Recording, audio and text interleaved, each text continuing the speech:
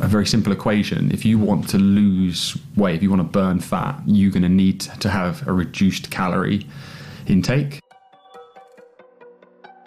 Welcome to Forever Young, the health and well-being podcast from Lanserhof.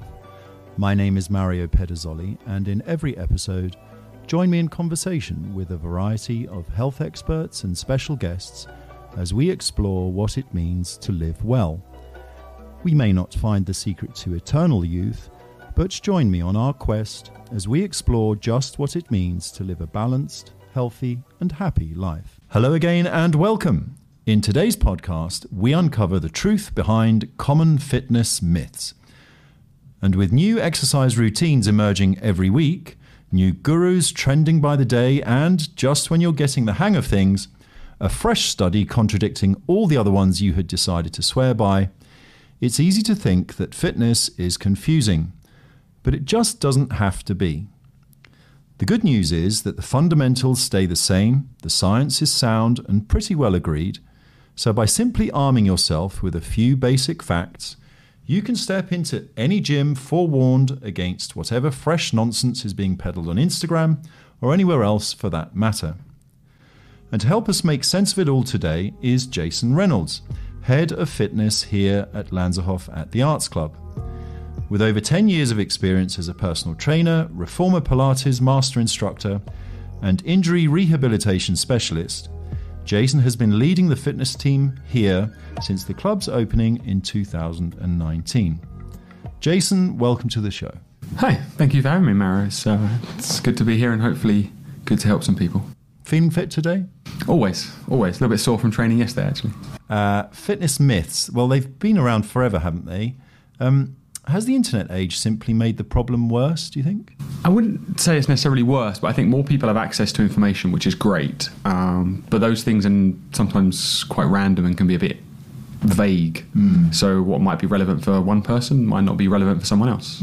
So sometimes it's about understanding what they're reading and what that information means for them specifically. And training for one person and another can be totally different. So it's all goal dependent.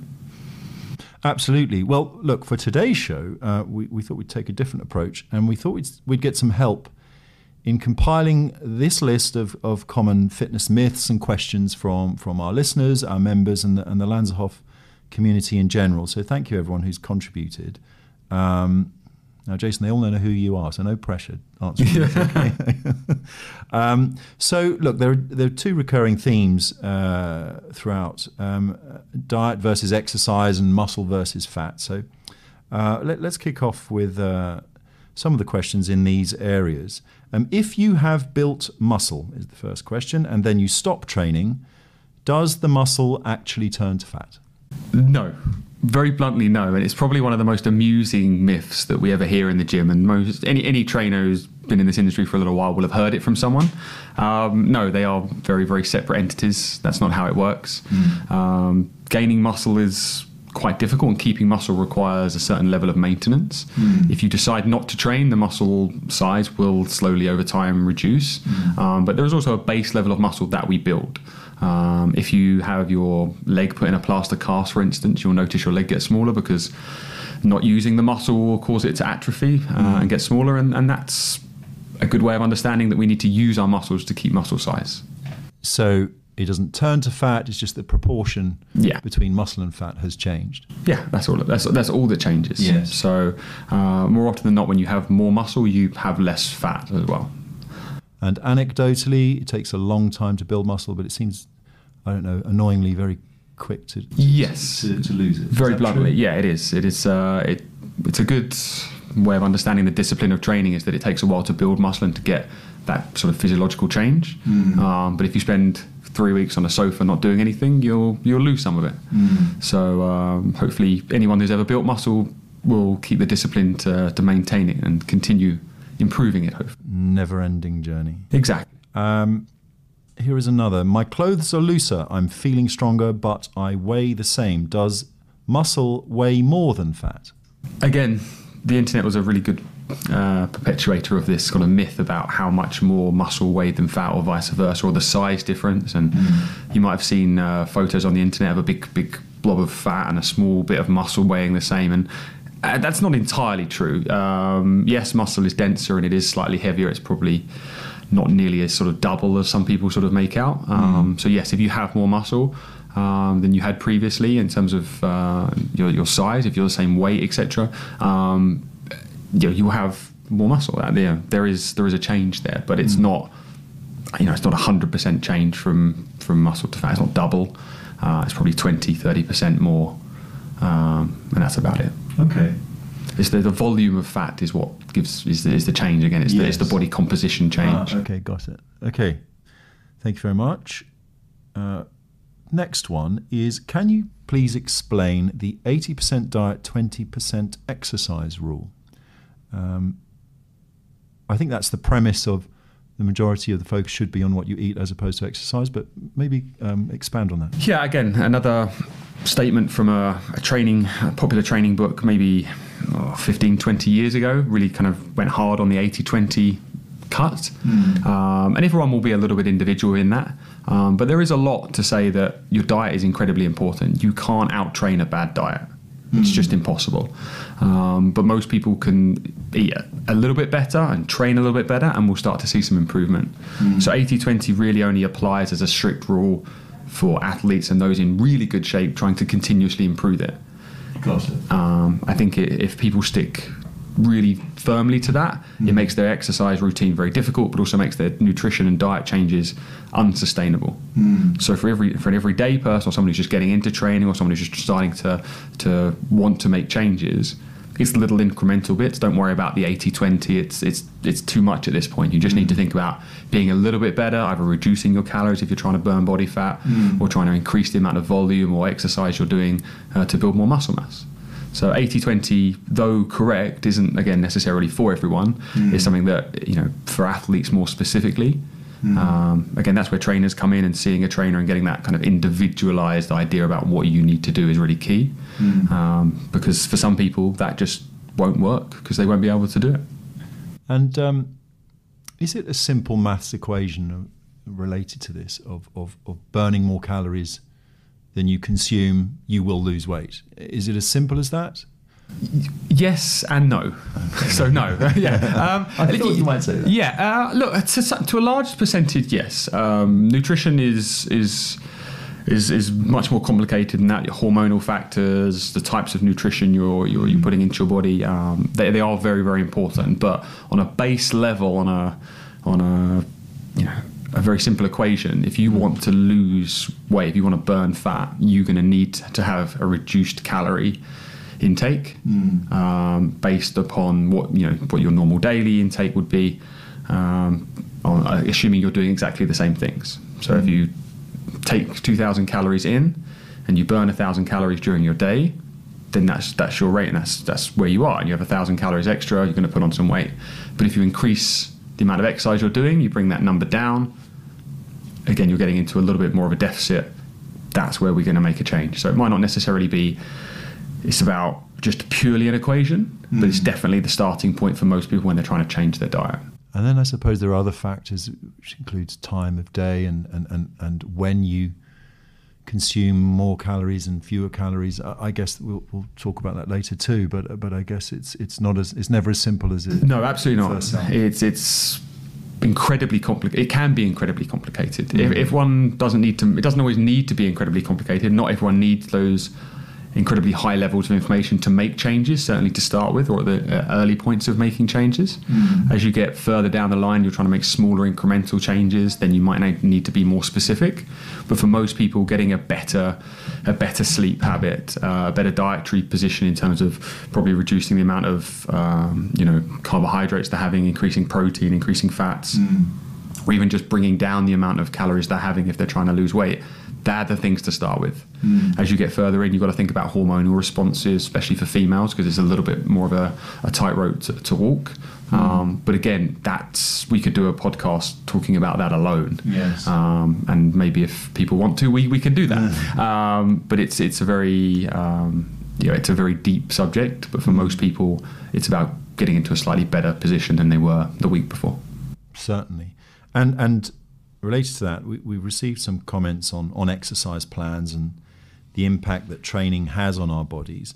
And seeing as this podcast is addressing fitness myths, no fitness myth podcast could go without the no pain, no gain question. So let's talk about that one. That's been around for time immemorial. Is soreness good for us? I think, the classic bodybuilders of the day sort of started it, and the Arnold Schwarzeneggers of the world live in that era. They live in that world because that's what they need to do to make changes to their body. It's not for everyone. Not everyone needs to be in pain. It is ultimately a little bit dependent on what you're doing. If your goals involve increasing the amount of muscle mass you have, or really increasing your strength, then the way you do that is create small micro tears in your muscles that then rebuild bigger and stronger. Tear and repair. And again, doing that on a large scale within like the bigger muscle groups of your body will cause a large amount of soreness. There's no two ways about it. Yes. But that is, again, that's reliant on you having enough weight, enough volume to make that happen. It's not, again, for everyone. It depends on what your goals are. If your goals are about increasing the amount of muscle mass, if you're, a lot of guys might go and do a lot of bench press and want to get a big chest. If that's the case, every guy that's ever done that will know that you're going to get pretty sore doing it. That's just part of the response. That's when those tears happen, when we get inflammation. There's a build-up of lactic acid, carbon dioxide, water, and that creates a bit of a pumped feeling, and that pumped feeling is what creates a little bit of pressure onto the nerves, things like that then cause that soreness that we have. So I suppose maybe back in the day, but even now sometimes that myth was responsible for a whole swathe of people not wanting to train because... for health-related fitness, there is no need to experience discomfort of that. No, absolutely not. If you're trying to move better, have better movement patterns, getting out of back pain, knee pain, hip pain. No, you don't need to be in pain. You don't need to. There may be times when you start to challenge yourself a little more, and you work a little harder and you might feel it a little bit, but it shouldn't be, if it's limiting you the next day in terms of you can't get out of bed, you can't go down the stairs, that's not relevant for people who are rehabilitating or starting to really go through that process. If you move great, you don't have any ailments or pain, aches, and you can train hard and you want to improve your muscle mass or really improve your strength, then that's fine. But again, that's a much smaller percentage of the population than those that are trying to be healthy and move well and trying to keep their body fat down. And the pain itself, DOMS, maybe you can talk about that. What's happening there? Because day 2 is often worse than day 1 in terms of that discomfort. Yeah, exactly. And again, it's scientifically we could go down a bit of a rabbit hole, but effectively it's a build-up of chemicals, so lactic acid, carbon dioxide, water, all basically released from the muscles, but byproduct of exercise and how we use something called ATP, which is the energy, how we kind of create energy in our body for our muscles to work. And that basically gets released into the muscle. It then basically gets swollen. The cells get swollen, and that creates a lack of range and creates also a little bit of a suffocating response onto our nerves. It's not bad for our nerves, but it means that whenever we move a little bit, we get a lot of soreness because there's just a constant bit of pressure there. So it's not bad. It's just a response that we have. Yes. People always kind of related it classically that lactic acid was the reason you got sore.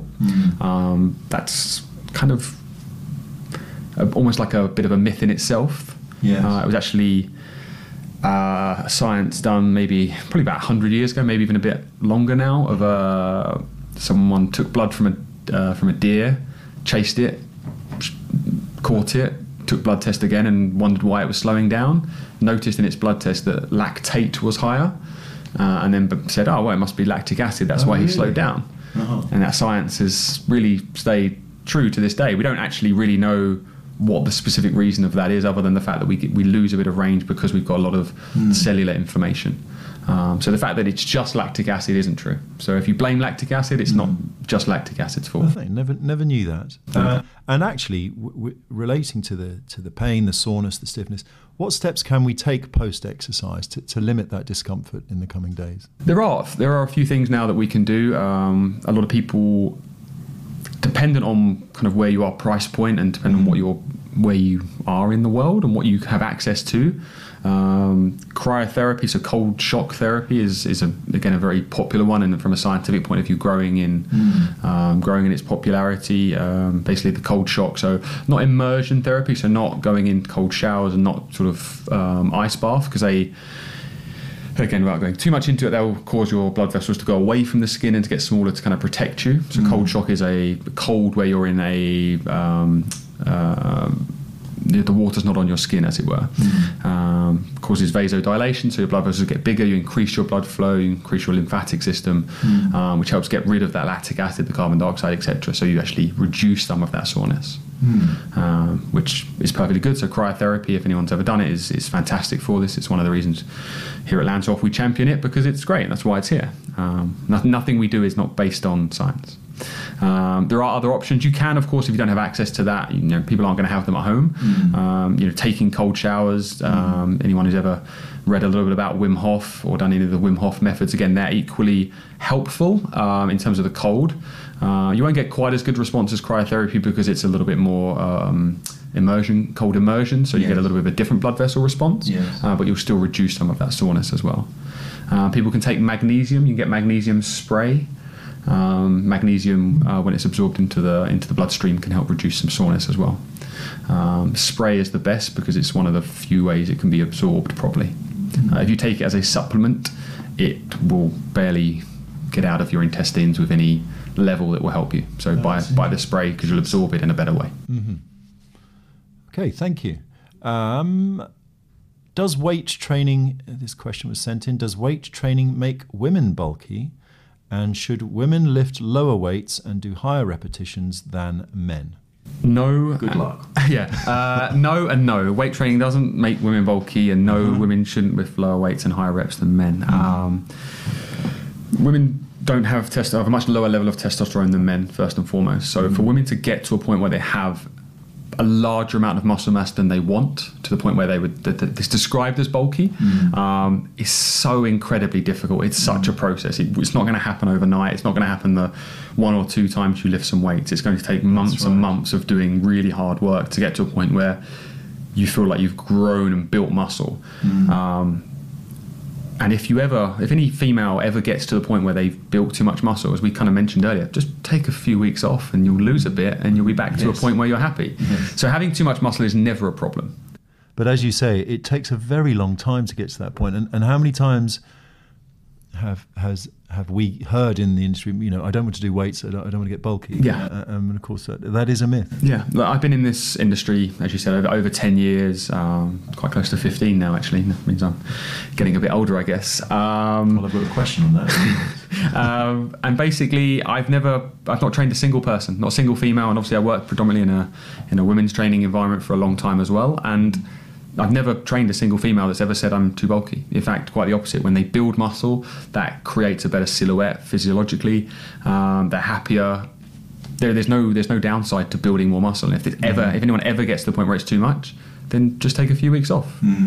It's really simple. Yes. And the second part of that is about, should women lift lower weights and do higher repetitions? Now, one of the most common ways that I could train someone to increase their muscle size would be to do a lower weight and more repetition, so what we call a higher volume. So in fact, building strength without building too much size would be done by having a heavy weight done a few repetitions, whereas to build more about size would be about a lower weight but more volume. So sometimes the myth is actually doing what it's not, the opposite of what it says it's going to do. So people always think that the heavier something is, the more it's going to make them bigger. It's right up there with someone. There was a famous American PT who claimed that if you did exercises where you opened your arms out wide, that would make you wider. It's right up there with terrible things like that. And cycling will make your legs bigger and things. It's just not true. Okay. Thanks, Jason. Let's talk about spot training. Thank you, Anjali, for this question. Is spot training effective? And I think that's a simple idea that you can exercise to lose weight in certain areas of your body, or in fact increase muscle definition in certain areas of your body. Is that how you see that spot training? So spot training, yes, it can. It is a It's something you can do. Now, there's two parts to that. So if I went to the gym and wanted to train on just making my biceps bigger, I could, or be more defined, have more muscle mass. That's absolutely possible. But that is a combination of exercising to lower body fat and also to build muscle to increase that definition. Now, building muscle in individual areas, completely possible. You can choose the way you work and in the range in which you work to target specific areas. But you cannot burn body fat in a specific area. It's not how our bodies work. Yeah. The way we store body fat and the way we do that hormonally, you're just burning it as a general fuel over your body. It's burning it as a part of who you are. When people get to the point where they're like, oh, I got these stubborn bits of body fat, that's just one of the last bits to go. Mm-hmm. Doesn't mean what you're doing isn't working. It's just that's the point where it's going to stay. And normally, and really that there's a real reason for that, and again something people often don't know, is that happens to be under the arms or under the armpit, top of the arms, top of the thighs, because that's where our lymph nodes are. So it's a protective measurement for our organs. For women it tends to be around the side of the hips, and for guys it tends to be right in the front of the belly, and that's because that's where our sexual organs are. So it's a protective measure. When our bodies are really smart with body fat, so it's not just random, it's there for a very deliberate evolutionary reason. For that body fat protecting our... Evolution is incredible, and has developed us this way to help us protect. And obviously in modern society we're not getting chased by animals and having to hunt and kill. So it's a bit unnecessary these days, and maybe in a good few thousand years we might evolve away from the way we store body fat in certain ways. But for now that's how it is, and you just need to be in a position where you're working harder, burning body fat and building the muscle mass in the area you want. That's how you're going to make the change. So generally training will take care of it all. It's just the stubborn remaining part eventually. It will eventually go, but that's just going to be the last bit, because our body is trying, when we store body fat there, our body thinks we're doing that for a reason.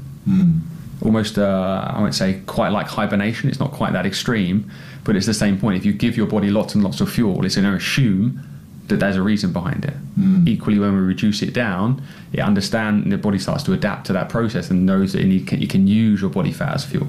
Very good. And related to all of that, here's a classic. Will sit-ups, crunches give me great abs? It's actually a case in point, isn't it? Yeah, it is. It's a good example of again, if anyone knows anyone who's got great abs, there's two reasons why. They'll probably be in pretty good athletic shape. They'll be physically quite strong, and they'll train quite a lot. But also they'll be lean because they're nutritionally very good. Yes. They probably aren't the people that hammer a couple of bottles of wine every weekend. They're not people that keep Krispy Kreme in business. They're people that probably eat quite clean foods, have good amounts of protein, quite low levels of carbohydrates, and exercise regularly. It's abs are built in the kitchen is a bit of a statement, and that's kind of true. We all have abdominal muscles. It's just how visual they are. I think one of the comments I always like to make when this comes up is, if I was going to explain to someone about making their sort of around their waist smaller. Now, building muscle will make your waist bigger. So if you want to make your bicep bigger, you'd do exercises to make the muscle bigger. If you wanted to make it smaller, you wouldn't do anything. But when it comes to abdominal muscles, they work differently. Because people might sometimes go, I don't want to work them, I don't want the muscles to get bigger because it's going to make my tummy bigger.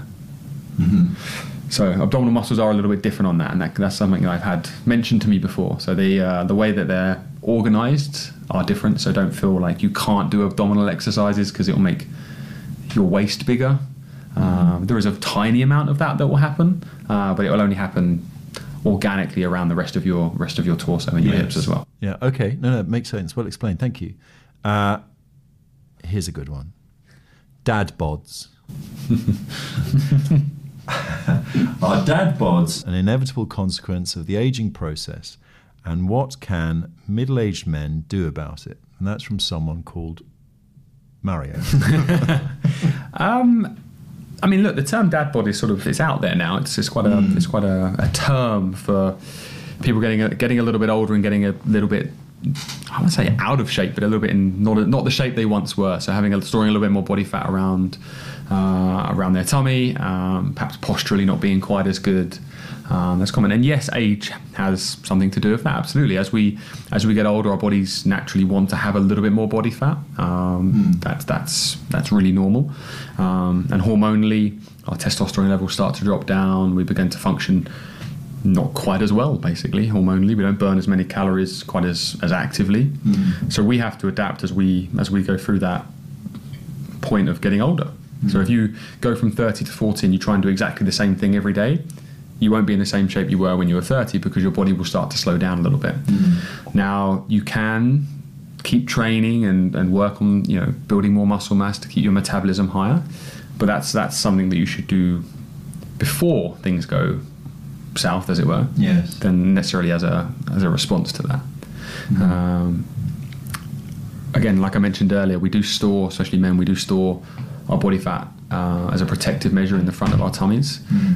So it's not unusual to do that. And again, that's one of the last places where we'll reduce body fat. So you might see people that have a lot of body fat around their tummy and their belly, but not very much anywhere else, because that's again where our bodies are sort of nudged evolutionary wise to store it. So if that's the last bit that you have, keep going. You're not failing. It's just the next bit the last bit that will go is that excess that's in front of the tummy. So okay, great.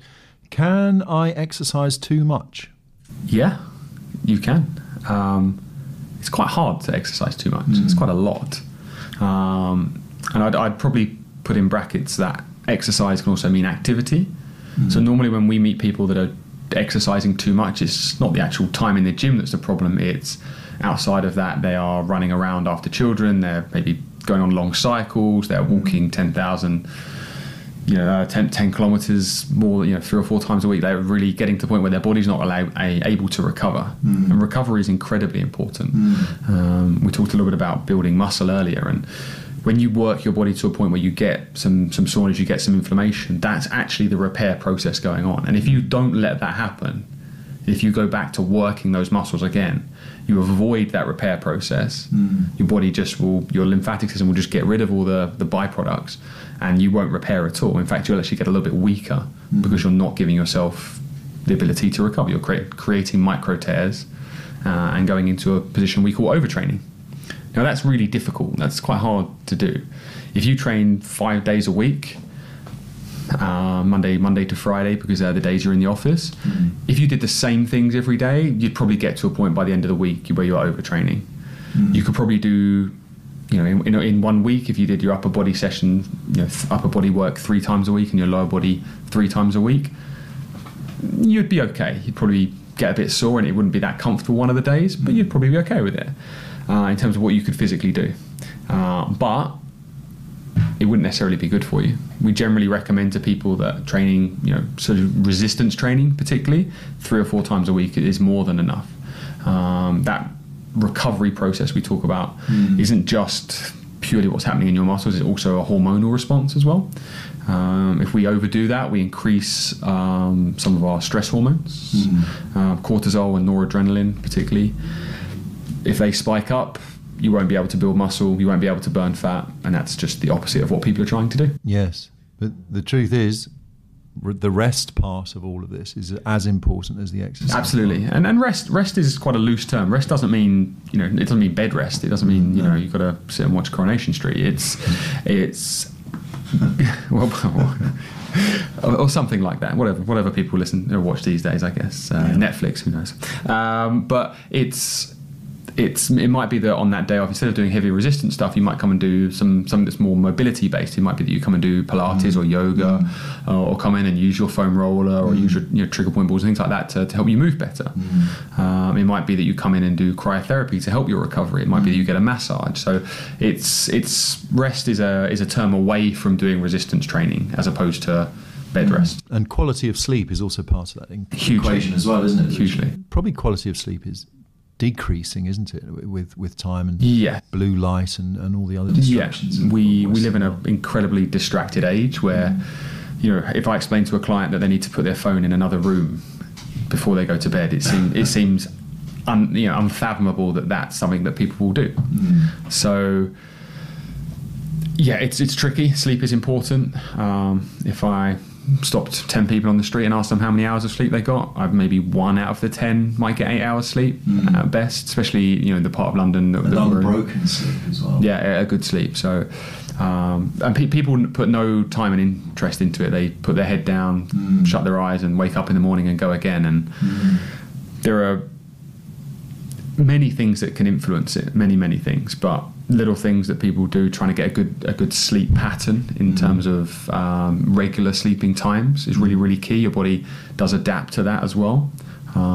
If you can't get 8 hours sleep, or you can't get up towards 8 hours sleep every day because of work, children, life, whatever happens, then it's more about being consistent. Consistency is the next sort of part of it, really. Is if you can only get 6 hours, get into that routine, know your body will start to adapt and know that at 11 o'clock head hits the pillow, that's it, go to sleep. And well, these days, like a lot of things now, we can measure quality of sleep, can't we? We can. There are many products out there and wearables that people have.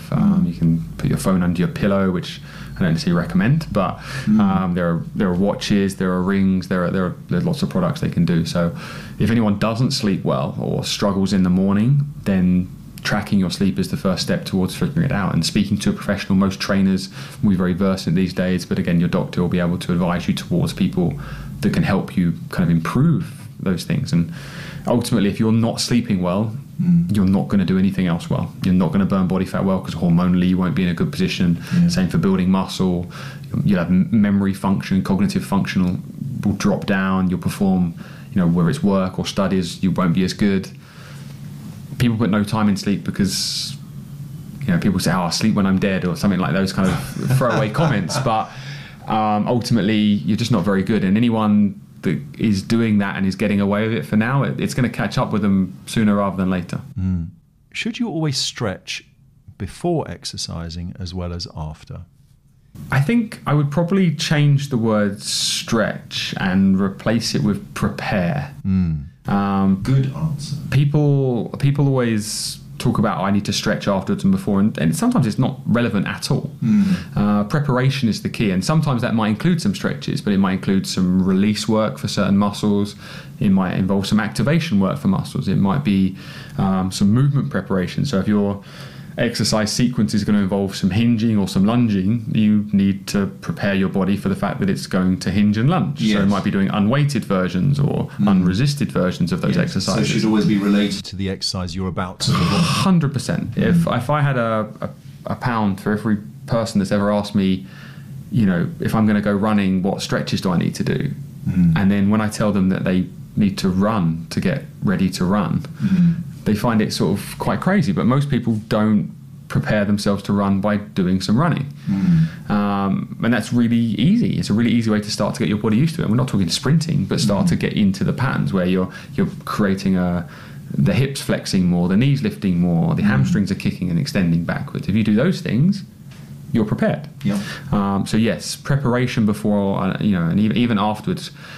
It's not necessarily preparation afterwards, but it's preparation for what you're going to do in 2 days' time, because you're preparing your body to deal with what you've just done as an exercise session. So again, that might be doing some cold shock therapy or something to reduce inflammation. It might be even little things like eating and drinking well, making sure your fluid levels are high. Making sure we're not getting into an electrolyte disbalance, for instance. So making sure your sodium levels are at a good balance, which. Again, some people, knowing these things isn't easy. Most people often know when these things aren't good because their body doesn't work the way it should. That's, again, 10, 15 years ago was a valid argument for people, but in this day and age of information, it's just not. The ability for people to go and get a blood test, a full workup blood test, explaining to them where they are hormonally, where they are in terms of, the vitamins and minerals in their bodies, is pretty cheap, and also so readily available that you can buy a pack that's sent to your house. You find a walk-in nurse, which in London is probably one every 250 yards, and then you send it off in the post. It's very accessible, and again, something that we champion here at Lanserhof is that as members come in, we recommend they see the nurse, they see the doctor, get these things tested, because you can train hard, you can sleep well, you can do all these things.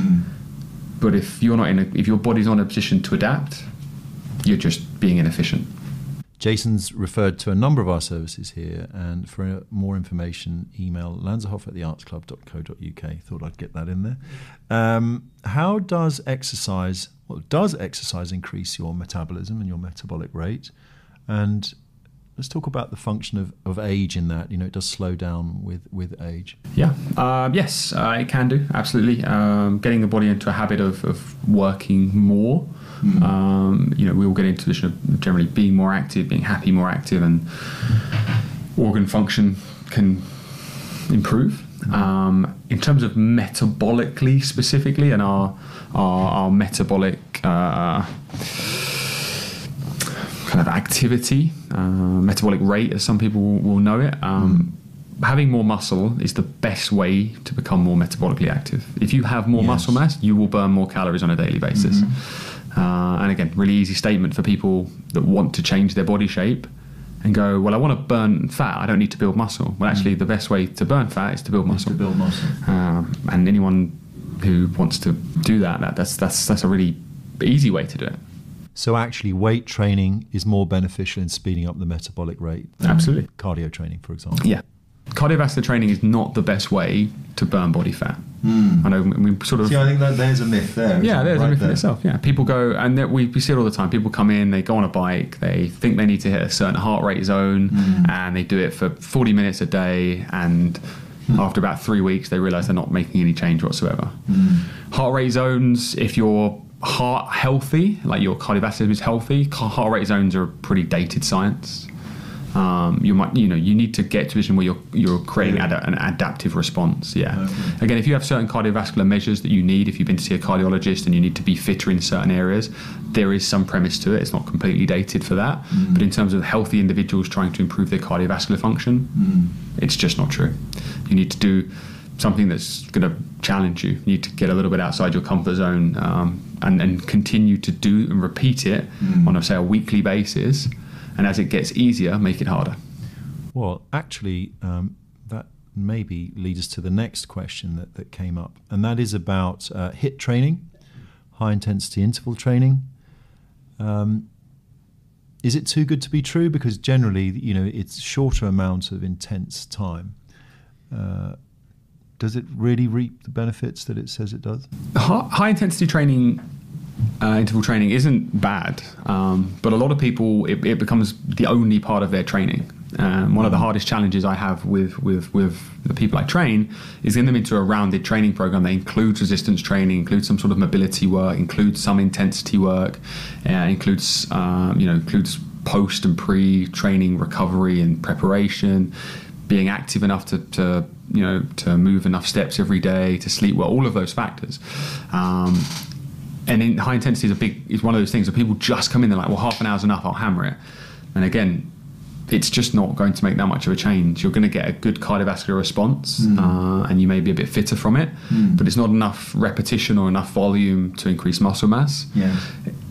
Probably, again, specifically more for females than males, it's such a dramatically intense thing that it creates a big hormonal response that isn't positive, or it takes a long time to end up being positive. So it's not to say high intensity is bad, but you need to be fit to be able to reap the rewards from it. I see. So a lot of people do it because they want to get into training and burn body fat, and they're like, high intensity is more calories burned, but that's really the only part of it. It's like reading a back of a pack of a food item and reading the nutritional part and just reading the calories.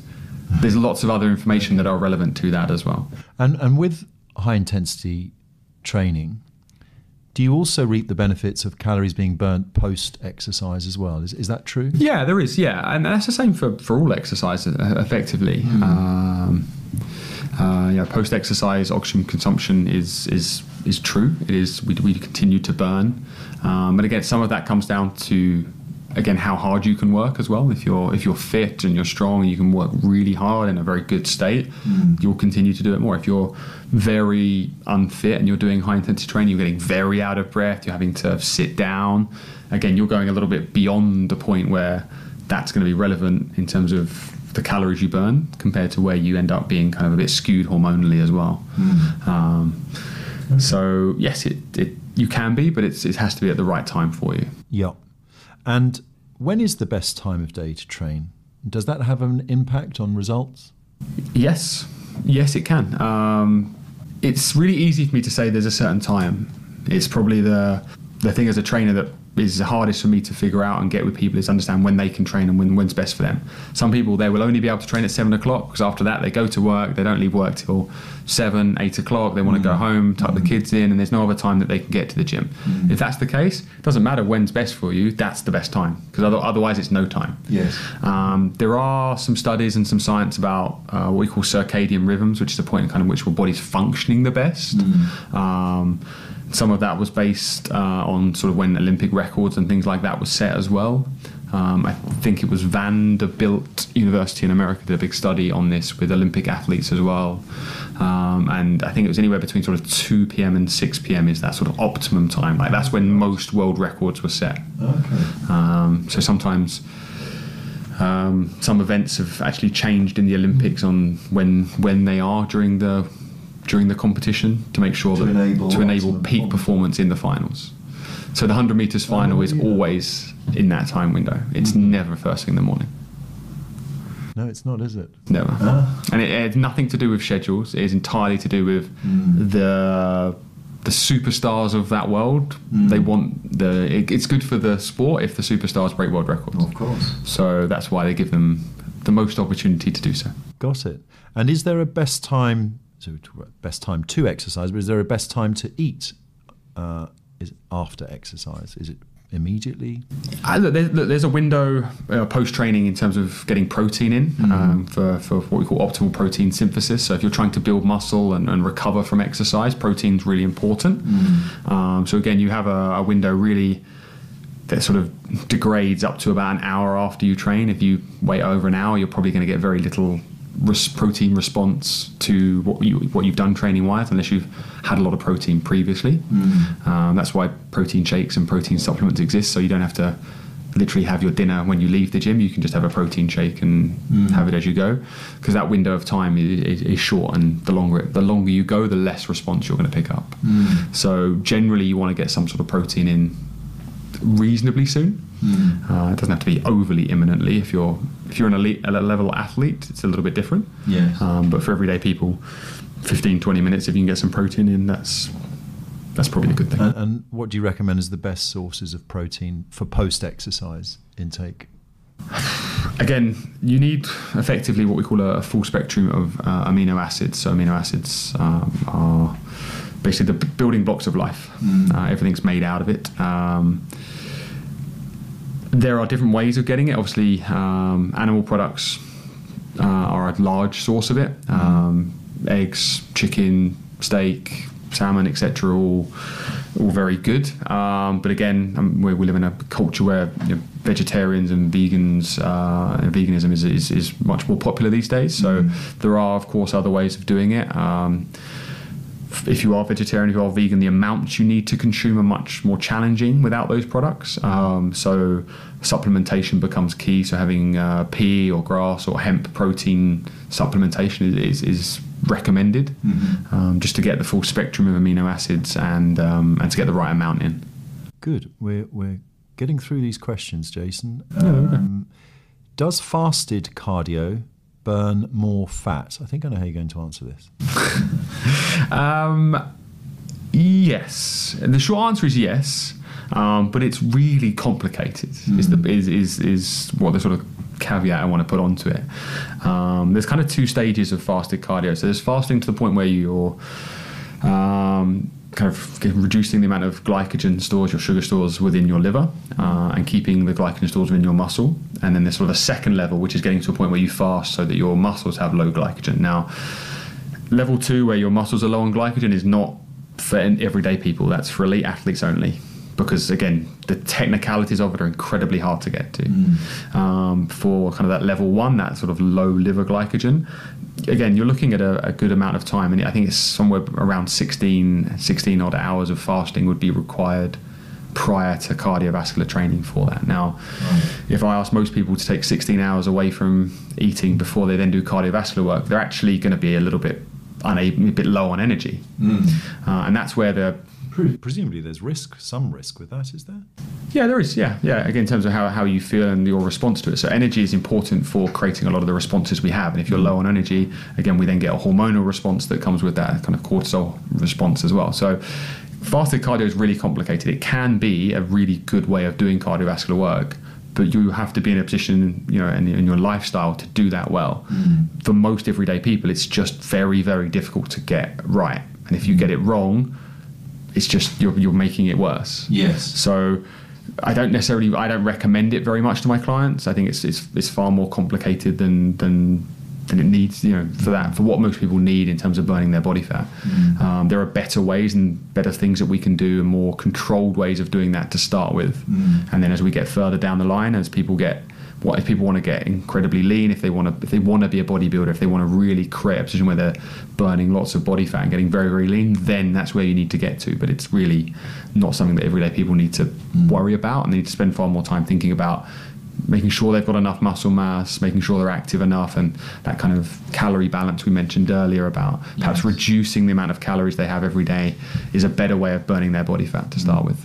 And for those interested in fasting generally, of course, our fasting programs here are medically supervised by Dr. Levine, but in all these examples, do take the relevant, appropriate advice through trainers and doctors. Getting towards the end now, Jason, caffeine and coffee, consuming coffee just immediately prior to exercise, that we've seen that creep in now over the last few years. Let's talk about that. Yeah, absolutely. You see it. Just about every personal trainer in the world seems to drink coffee except me, I think. And I thoroughly recommend it. There's a limit. I think for a lot of people, I actually refer them to having caffeine supplementation as opposed to drinking coffee. Just because if you have an espresso, it's probably all right. But you have a flat white before you train, you're probably not going to be feeling your best halfway through that training session. So supplementing some caffeine just because of how it works as a stimulant, how it creates kind of a mind-muscle response and creates alertness, especially for people that train early in the morning, for instance. You can actually get you can train harder, you can train better, you can do more repetitions, you can get a little bit more out of it. Is that measurable? Is it actually quantified? Yeah, there's absolutely. I mean, there's quite a lot of studies about. It's not hard to find a few of them in terms of the response from caffeine, but it's definitely something we'd recommend. You're gonna have an increased alertness. You're gonna have increased stimulation neuromuscularly. That's going to be able to give you more work. And if you work harder, whatever your goals are, whether you're trying to do more repetitions of weight, trying to work harder in terms of cardiovascular work, it's just going to enable you to do that. So yeah, I thoroughly recommend it. Okay, and let's finish with supplementation, vitamins and otherwise. Do you recommend that? Let's talk generally. Yeah, absolutely. And obviously we mentioned again a little bit earlier about blood testing and really making sure there are supplementations which are specific for you, and that might be metal minerals, it might be zinc, magnesium, iron, things like that some people end up being a bit deficient in. The more common things that we see in the gym, and probably the most prominent one would be creatine. Creatine is one of the most cheaply produced supplements in the entire, in the entire world. It literally is a natural product that we create in our kidneys, and I would recommend that every single person on the planet takes creatine. It's technically again, it's hard to make this not too scientific, but it works from a training point of view as a buffer. So it means that point where we become a little bit more acidic within our cells during training as we produce more lactic acid after the byproduct of training. Taking creatine will actually buffer that a little bit and mean that if you could only do 8 pull-ups before, taking creatine means you should be able to do 9. So it just enables you to have just that little bit more high end. How do you take creatine? Creatine comes as a powder or as a tablet. You take it. You can take it just as part of your normal day. You don't need to take it specifically pre-training. It's just something that you should have during the day, and your body has it and maintains it. So definitely that. It's also had some really awesome science in the last few weeks actually about its mental acuity and the way it works for the brain, helps for the brain synapses. Really? So you actually feel smarter and sharper if you take creatine every day. And even for those that suffer with depression, actually, there was a really interesting article and journal produced I think it was in Germany recently, about links between people who have depression and taking creatine actually helping their kind of as a mood enhancer as well, and helping people feel less likely to drift back into it. So it's a win-win. There are no bad sides to creatine. There are no doubts. There are literally none. So right, we should all take creatine. I'm making a note of that. And it's really cheap. Like, it's literally the cheapest supplement you can buy. So there's no reason why people shouldn't do it. There we are. Jason, you have sailed through these questions. Wow. Didn't trip up once. Thank you. It has been enlightening and an education. And for those of you listening that know Jason and our excellent team of trainers, we look forward to seeing you here soon. For those listening that would like more information, please do email lanserhof@theartsclub.co.uk. And Jason, once again, thank you very, very much. No, thanks for having me. I hope everyone learned at least one thing new and can take some things to help improve their training. I'm off to buy some creatine. Fantastic. Cheers. Thank you. Bye.